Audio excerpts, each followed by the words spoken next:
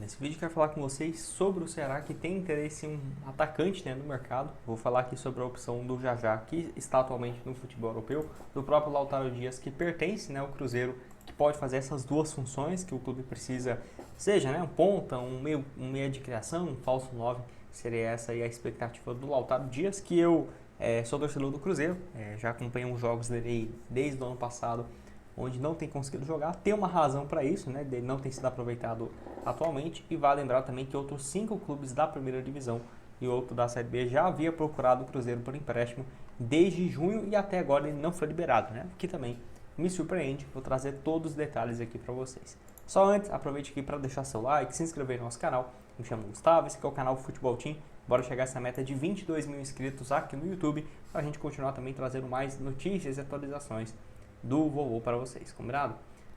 Então, essa notícia aqui do Lautaro Dias não é de hoje, o Ceará já demonstra interesse nele há algumas semanas, onde nessa atual temporada foram apenas 17 jogos e 2 gols, um na Sul-Americana e outro no Campeonato Mineiro, os dois com o Cruzeiro com um time meio misto, né, para falar a verdade.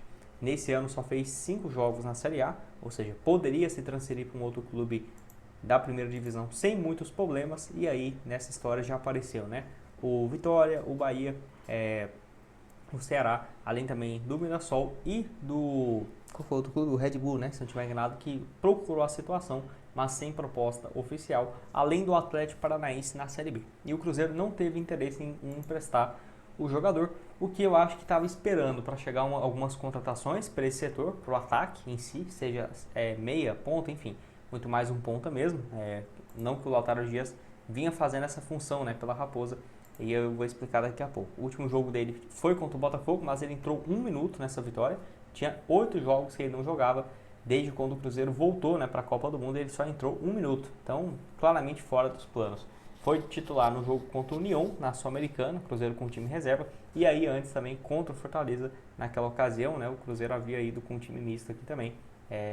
Ele entrou faltando 1 minuto e, enfim, mostra que ele não tem sido uma peça importante, porque a posição que ele joga pelo Cruzeiro é simplesmente de meia ou centroavante. Aí, centroavante, o Cruzeiro já tem o Caio Jorge, que é o artilheiro do campeonato, e o Gabigol reserva. E aí, meia, o titular absoluto é o Matheus Pereira. Só que aí, acaba que o Gabigol muitas vezes entra também como meia de criação, ou seja, ele perde a posição em todos os casos, né, sendo a terceira alternativa, seja para centroavante ou meia.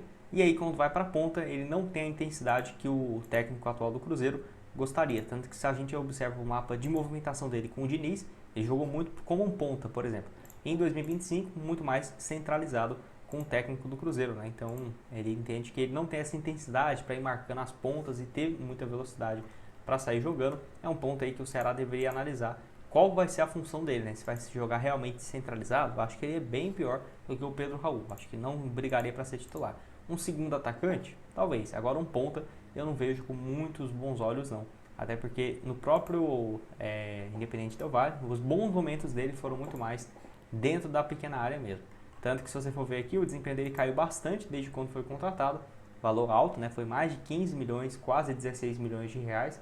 Os últimos momentos dele pelo Independente Del Valle foram no total pouco mais de 60 partidas, de 15 gols marcados e 4 assistências. Enfim, acho uma boa opção, mas tem que ver qual é o setor exato que vai jogar, né? Porque se vai ser um ponta, esperar que ele vai ser um ponta de velocidade, destro, eu não esperaria muita coisa. Agora, se for para ser um reserva ali do Pedro Raul, um meia, né, um segundo atacante ali para jogar junto com ele, talvez eu veria com boas possibilidades desse negócio sair, inclusive do Cruzeiro tendo, né, interesse em emprestar o jogador, até porque ele não tem sido utilizado. Mais um que eu deixei aqui para vocês é o ponta Jajá, de 24 anos, aí sim muito mais um ponta de velocidade, pode jogar pelo lado direito, pelo lado esquerdo, nessa atual temporada, né, pelo Paphos, 3 jogos e 1 gol na pré-fase ainda da UEFA Champions League, onde vai brigar aí então para conseguir uma vaga na fase de grupos. Lembrando que é o mesmo time que o Davi Luiz foi agora contratado recentemente. Na temporada passada, 50 jogos, 8 gols e 3 assistências, desempenho realmente bem interessante. Eu já via ele como um jogador que teria sim um potencial de evoluir, né, lá no futebol europeu. Lembrando que ele começa o ano como titular e acaba terminando como um reserva imediato, né, na grande maioria dos jogos, mas nesse ano até aqui nas 3 partidas, 2 como titular e 1 saindo do banco. Lembrando que ele já tinha passado também para o futebol Português, pelo futebol russo, não foi muito bem. Pelo Cruzeiro teve um bom destaque em 2022, naquela Série B. 21 jogos, 4 gols e 2 assistências, campanha do acesso. O Atlético Paranaense contratou ele, né, vindo da base, desde muito cedo. Foi muito bem no CRB, na Série B de 2021. 28 jogos, 3 gols e 3 passes.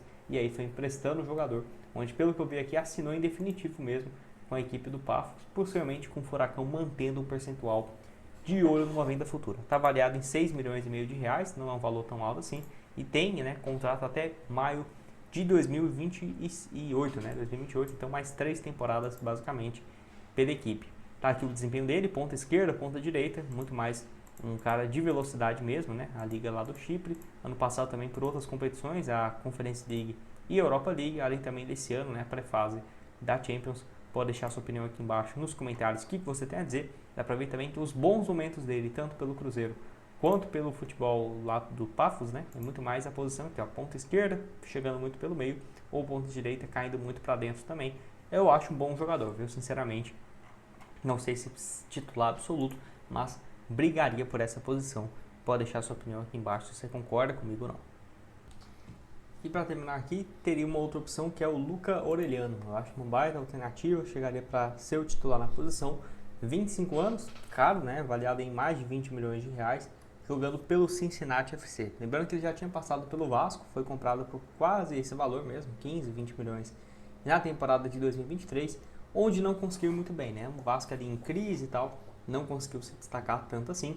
E vale lembrar, eu vejo que é uma alternativa que, dependendo também um empréstimo, não sei até que ponto seria inviável, porque o Cincinnati tem emprestado, por exemplo, o Barreal para o Cruzeiro, para o Santos, com uma pequena compensação financeira, mesmo quando ele vinha sendo, né, uma das principais peças da equipe. Se a gente for analisar aqui o Barreal, que hoje está no Santos, ele foi comprado pelo Cincinnati por 1 milhão e 400 mil euros, né? Foi emprestado para o Cruzeiro por 250 mil euros e para o Santos também um valor parecido, tendo a opção de compra de 3 milhões e meio de euros basicamente. Aí tem ido bem pelo Santos, ano passado altos e baixos pelo Cruzeiro. Enfim, o Orellano vive uma fase até pior do que ele, né? Se você for ver na temporada 23, foram 20 participações em gols. O Orellano nessa atual temporada 9 e no ano passado 17. Então, quem sabe, né? Um empréstimo aí com uma compensação financeira e uma opção ou obrigação de compra do Orellano na atual temporada, igual eu falei, 9 participações em gols, muito bom desempenho. No ano passado, 12 gols e 5 passes, sendo emprestado pelo Vasco da Gama. Vale lembrar que ele surge como uma grande promessa na base do Vélez, lá do futebol argentino, que é um clube que tem revelado realmente bons jogadores. Além do mais, né, eu vou deixar aqui o mapa de movimentação dele, um ponto realmente aí de velocidade, lado esquerdo, lado direito. Eu acho interessante isso também, porque independente para qual lado, né, ele for jogar, ele consegue se adaptar muito bem. Tem também aqui o Brasileirão dele, em 2023 pelo Vasco, jogou aí totalmente como ponta direita mesmo. Das 18 rodadas que ele fez, 6 como titular. Na Série A, apenas um gol e uma assistência, né? Não foi um desempenho assim muito bom do jogador argentino. De qualquer forma, ficaria de olho. Acho que pode ser uma boa aposta aí para o decorrer dessa atual temporada. Talvez o Orellano mais o Lautaro Dias, né? 2 argentinos aí, que seria uma dupla certamente promissora no Ceará. Você concorda comigo, discorda? Pode deixar sua opinião aqui embaixo nos comentários. Quem vai estar aqui embaixo também é outras sugestões de conteúdos que eu já trouxe para vocês. Se inscreve aqui no canal, bora chegar a 22 mil inscritos e nos vemos aqui numa próxima. Valeu, galera!